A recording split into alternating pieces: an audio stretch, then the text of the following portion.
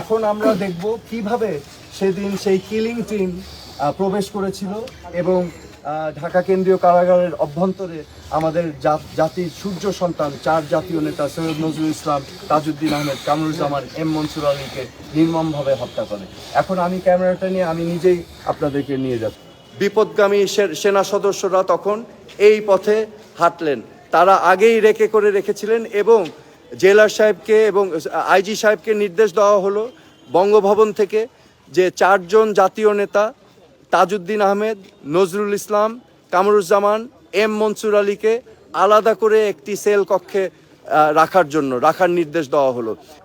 New sell বলা হতো সেই সময়। নিউ সেলে 3টা সেল কক্ষ ছিল মূলত, 1 নম্বর সেল, 2 নম্বর সেল, 3 নম্বর সেল। 1 নম্বর সেলে ছিলেন সৈয়দ নজরুল ইসলাম এবং তাজউদ্দিন আহমেদ এবং আওয়ামী লীগের অন্যান্য নেতৃবৃন্দ, এবং তার পাশের সেল 2 নম্বর সেলে ছিলেন আমাদের কামরুজ্জামান সাহেব এবং অন্যান্য আওয়ামী লীগের নেতৃবৃন্দ, এবং 3 নম্বর সেলে ছিলেন কামরুজ্জামান সাহেব, মনসুর আলী সাহেব এবং অন্যান্য নেতৃবৃন্দ।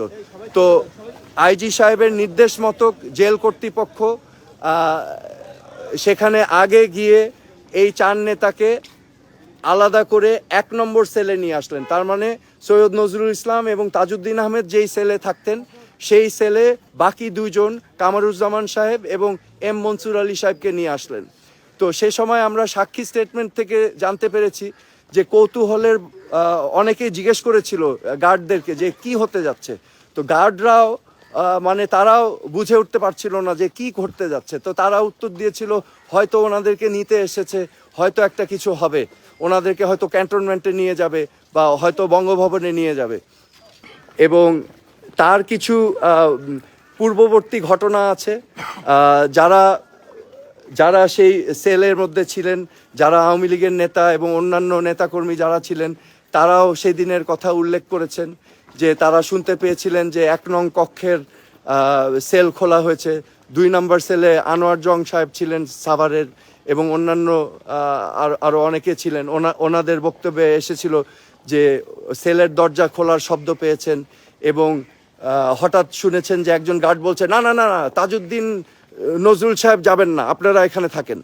তো এই যে হাতের ডান দিকে আমাদের আসবে জেল কক্ষগুলো। তো খুনির দল এখান দিয়ে গিয়েছে, আপনাদেরকে একটু দেখিয়ে নেই। এখানে জাতীয় 4 নেতার জাদুঘর হওয়ার কথা। সো এখানে আপনাদেরকে আরেকটু দেখিয়ে নিচ্ছি। এখানে Syed Nazrul Islam, Tajuddin Ahmed, captain M Mansur Ali, H M. Kamruzzaman. ইতিপূর্বেই কিন্তু গার্ডরা জাতীয় 4 নেতাকে আলাদা করে রেখেছেন 1 নম্বর সেলে। এখন আমরা যাব 1 নম্বর সেলে। এই পথ দিয়েই হেঁটে গিয়েছিল সেই কিলিং টিম। এই পথ দিয়ে হেঁটে গিয়েছিল কিলিং টিম রাতের অন্ধকারে। তখন পাগলা ঘন্টা বাজছে জেলখানায়, কিন্তু বিডিআরের সদস্য, পুলিশ সদস্য কেউই আসেননি, কারণ তাদেরকে নির্দেশ দেওয়া হয়েছে ইন্টারফেয়ার না করতে। এইখান দিয়ে এই কক্ষ, এবং আমরা এই কক্ষে এইটাই হচ্ছে 1 নম্বর সেল। এই কক্ষে রাখা ছিল, এই কক্ষেই আনা হয়েছিল জাতীয় 4 নেতাকে, সৈয়দ নজরুল ইসলাম, তাজউদ্দিন আহমেদ, এম মনসুর আলী, এইচ.এম. কামরুজ্জামানকে।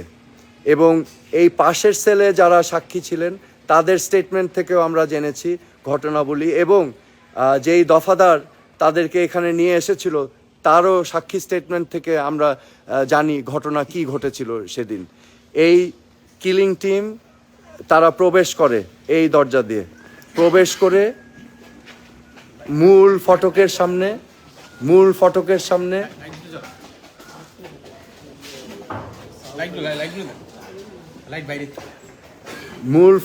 সামনে তারা এসে দাঁড়ায় এবং যার 4 জাতীয় নেতা এরকমই কিছু খাটের উপর বসা থাকেন, তাদেরকে বসিয়ে রাখা হয়। এবং দফাদার যখন পরিচয় করিয়ে দিতে যায় ঘাতক দলকে নিয়ে এই পথে এসে ঠিক এই জায়গাটায় যখন পরিচয় করিয়ে দিতে যায় যে ইনি হচ্ছেন মনসুর আলী বলে তিনি কথাটা শেষ করতে পারেননি, ঘাতক দল ব্রাশ ফায়ার করে এবং সেই ব্রাশ ফায়ারে জাতীয় চার নেতা লুটিয়ে পড়েন এই কক্ষে। এবং সেখানেই তারা থেমে যায়নি, তারা ব্রাশ ফায়ার করার পর কিছুক্ষণের মধ্যে আরেকটি দল আসে, আরেকটি দল এসে এখানে গুলির দাগ ছিল কোথায় জানি, হ্যাঁ হ্যাঁ হ্যাঁ আমরা এখানে আসি এবং আরেকটি ঘাতক দল আসে, আরেকটি ঘাতক দল এসে আবার ওপেন ফায়ার করে। এখানে আমরা স্পষ্টভাবে গুলির চিহ্ন পাচ্ছি এবং সাক্ষীদের স্টেটমেন্ট অনুযায়ী এখানে প্রায় 55 থেকে 60 রাউন্ড গুলি ছোড়া হয় তাদের উপর। তারপর আরেকজন গার্ডকে বলে গিয়েছে যদি কেউ জীবিত থাকে তাদেরকে খবর দিতে, এবং আমরা মিডিয়া স্টেটমেন্ট থেকে দেখেছি যে সেই সাক্ষী মারফত আলী সে গিয়ে আবার কিলিং টিম আরেকটি বাইরে দাঁড়িয়েছিল তাদেরকে যে সংবাদ দেয় যে একজন বেঁচে আছেন। যেই ব্যক্তি কাপড় ছিলেন সেই মুহূর্তে উনি ছিলেন এম মনসুর আলী সাহেব, এবং সেই কিলিং টিম আবার ফিরে এসে তাকে বেয়োনেট দিয়ে খুঁচিয়ে হত্যা করে।